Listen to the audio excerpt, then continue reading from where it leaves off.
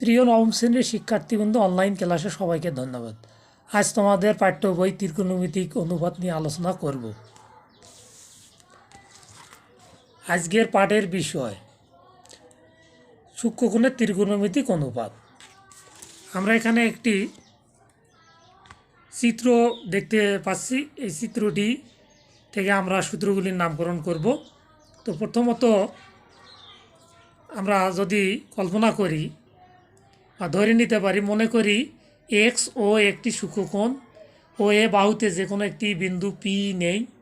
P থেকে ও x বাহু পর্যন্ত পি এম লম্ব টানি, তাতে একটি সমকোণী ত্রিভুজ পি ও এম গঠিত হইল।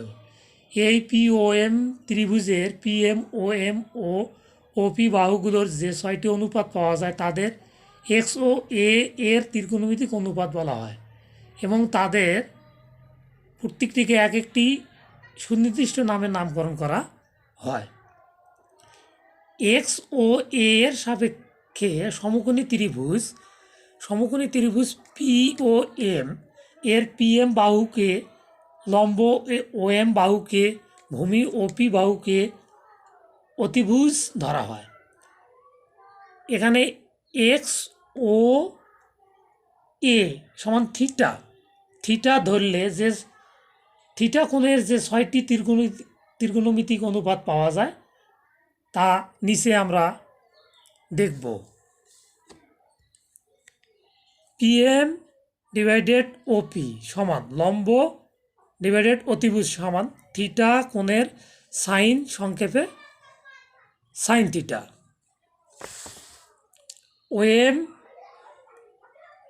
ডিভাইডেড ওপি ভূমি ডিভাইডেড অতিভুজ সমান থিটা কোণের কোসাইন বা সংক্ষেপে কস থিটা।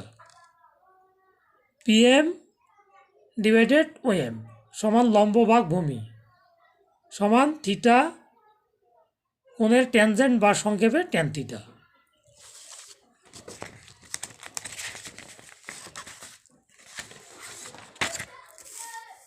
অনুরূপভাবে ওপি ভাগ পিএম সমান ভূমি ভাগ লম্ব ডিভাইডেড থিটা কোণের কোটেনজেন্ট বা সংক্ষেপে কট থিটা।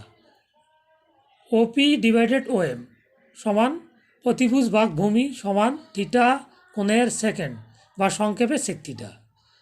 ওপি ডিভাইডেড পিএম সমান অতিভুজ ডিভাইডেড লম্ব সমান থিটা কোণের কোসেকেন্ড বা সংক্ষেপে কোসেক থিটা। এভাবে আমরা সূত্র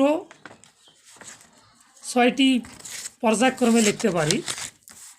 1 নম্বর সাইন থিটা, 2 নম্বর কস থিটা, 3 নম্বর ট্যান থিটা, 4 নম্বর কট থিটা, 5 নম্বর সেক থিটা, 6 নম্বর কোসেক থিটা।